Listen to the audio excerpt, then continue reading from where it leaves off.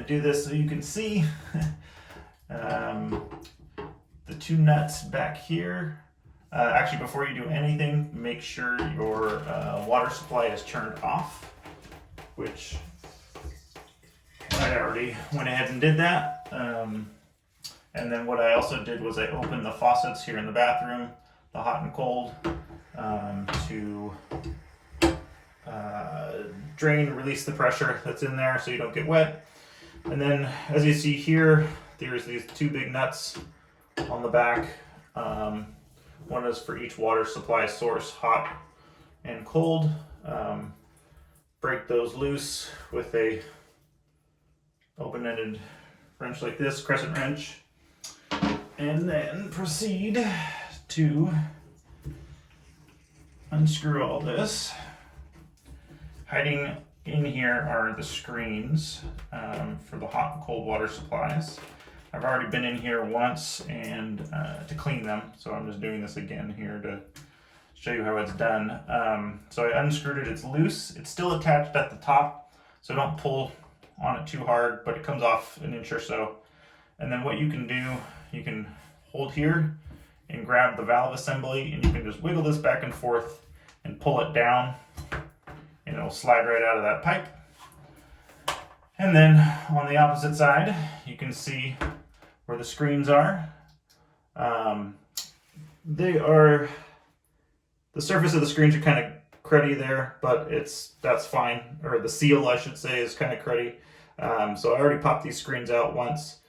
Use a small screwdriver. Let me grab one here. And you can use a small screwdriver to just pry out the, see if I can do it now, to just pry out the metal screen part, because it is separate from the gasket. If you can't, then you can always, position here.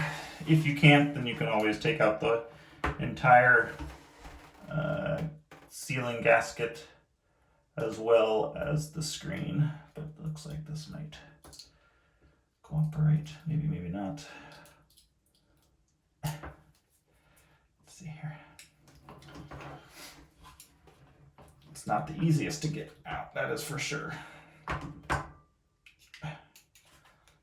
So I'm just kind of going in between the gasket, the outer edge of the gasket, and the threads, the inside threads there.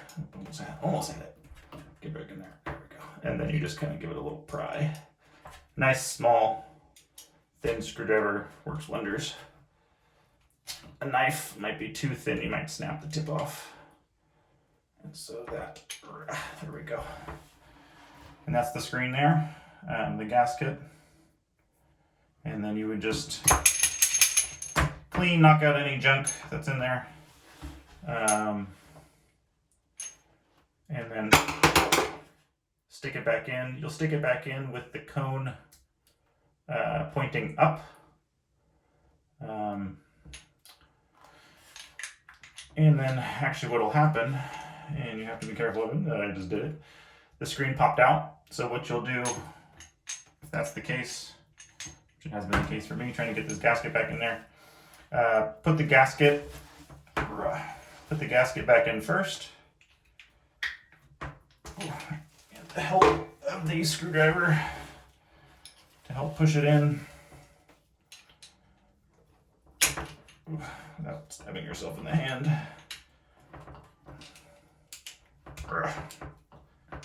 It does take some effort to get that gasket back in there.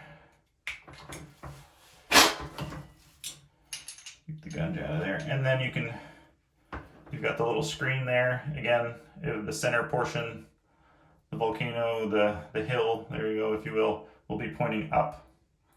And you'll just kind of gently press it right into the center of the gasket that's there. And do the same on both. Don't worry if you don't get the gasket all the way in to the bottom. When you thread it on, it will snug down and seal up. So then, as you put it all back together, you'll do the opposite. You'll kind of rock that, get that in there, just like so. Make sure this hose isn't hiding back there. Line everything back up and thread these on. You'll want to kind of go equal-ish amounts as you thread everything back on, just to keep it from pulling cockeyed too much. Probably see a nice shove of my elbow there.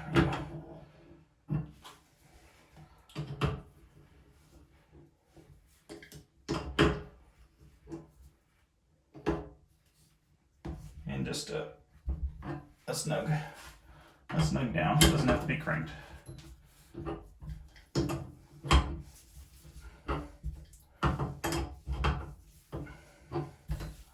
That was far from equal, but that's fine. Good. Okay. And then now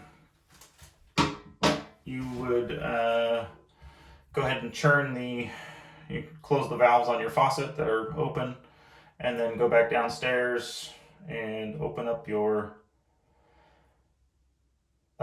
main water supply valve, and then come back up here, and then hopefully everything is working better.